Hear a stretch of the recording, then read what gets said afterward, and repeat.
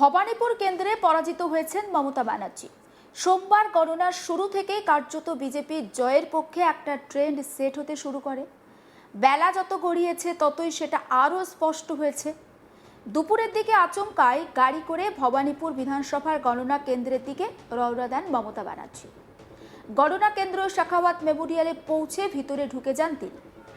বেশ কিছুটা সময় ভিতরেই ছিলেন, তারপর বেরিয়ে এসে একেবারে মারাত্মক অভিযোগ করেন। সংবাদ মাধ্যমের এক প্রশ্নের উত্তরে মমতা বলেন, আমাকে মেরেছে, ধাক্কা দিয়েছে, মেরেছে সিআরপিএফ এর সামনে। ঠিক কি বলেছেন মমতা ব্যানার্জি, আসুন শোনায়।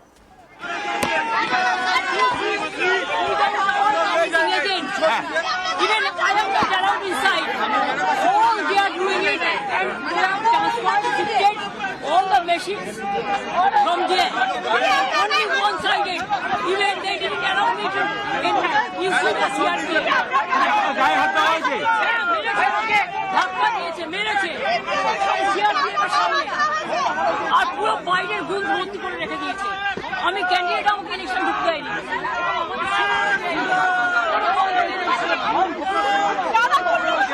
বিজেপি এরা হচ্ছে দানবিক party.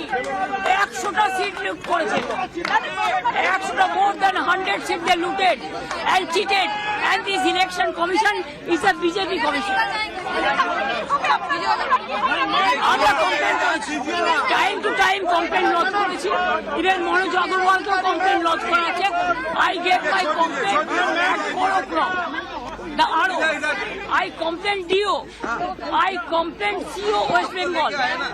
Even I sent all the SMS to Manoj Agarwal, but they are not doing anything.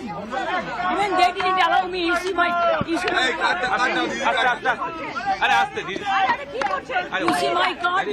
They are not allowing me also. Do you think it is winning? It's a immoral victory, not moral victory. Immorally, whatever election commission has done with the central forces and Prime Minister and Home Minister, it is totally illegal, and we will ask for counter mandate.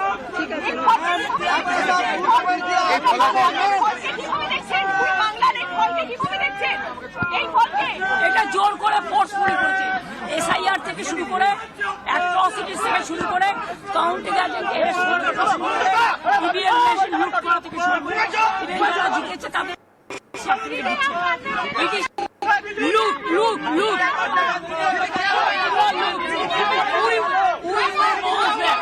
We will bounce back.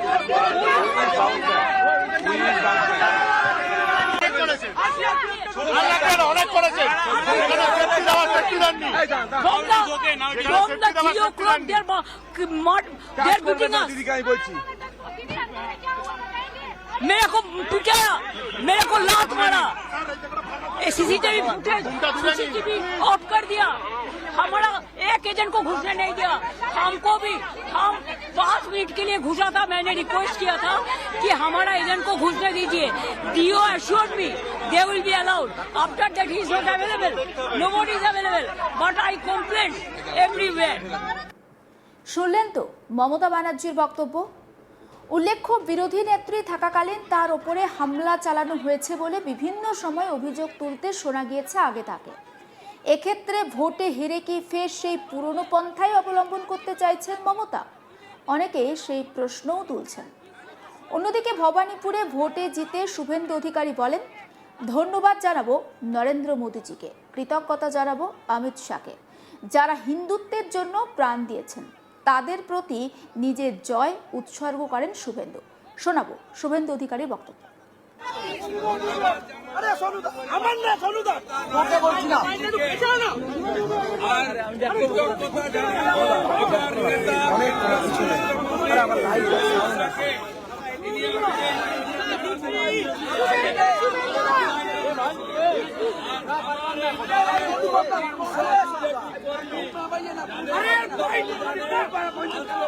পরিবর্তন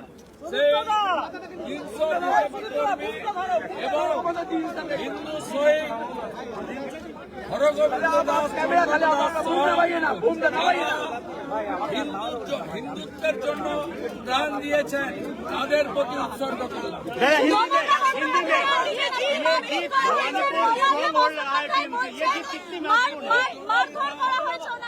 ব্যানার্জিকে হারানা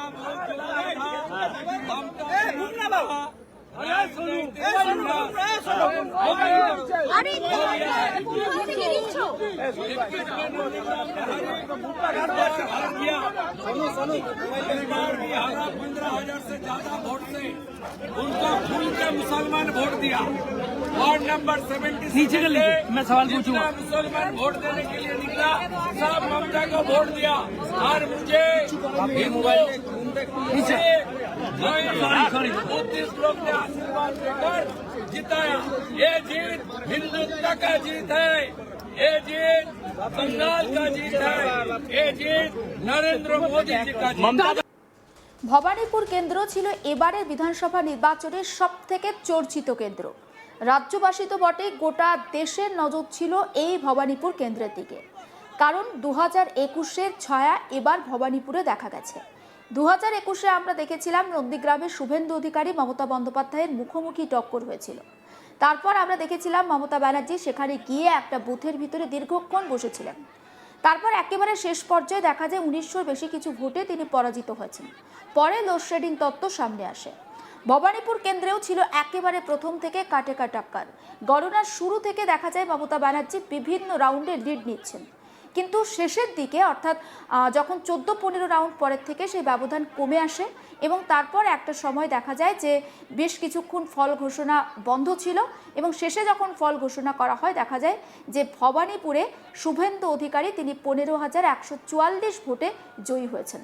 আমরা দেখেছিলাম বিকেল নাগাদ ওই 4:30 পৌনে 5টা নাগাদ নিজের কালীঘাটের বাড়ি থেকে বেরিয়ে সোজা সাখাওয়াত মেমোরিয়ালে চলে এসেছিলেন মমতা ব্যানার্জি এবং সেখানে তিনি বেশ কিছুক্ষণ ছিলেন, কিন্তু তারপর একটা মারাত্মক অভিযোগ করেন তিনি বলেন যে তাকে নাকি ধাক্কা দেওয়া হয়েছে, তাকে মারধর করা হয়েছে। সেই অভিযোগটা আরও একবার একটু শোনাই আপনাদের।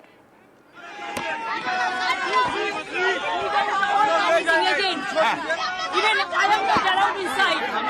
All they are doing it, and they have shifted all the machines from there. Only one-sided. Even they didn't allow me to issue the CRP. ধাক্কা দিয়েছে, মেরেছে CRP এর সামনে, আর পুরো বাইরের গুণ ভর্তি করে রেখে দিয়েছে। আমি ক্যান্ডিডেট, আমাকে ইলেকশন ঢুকতে হয়নি।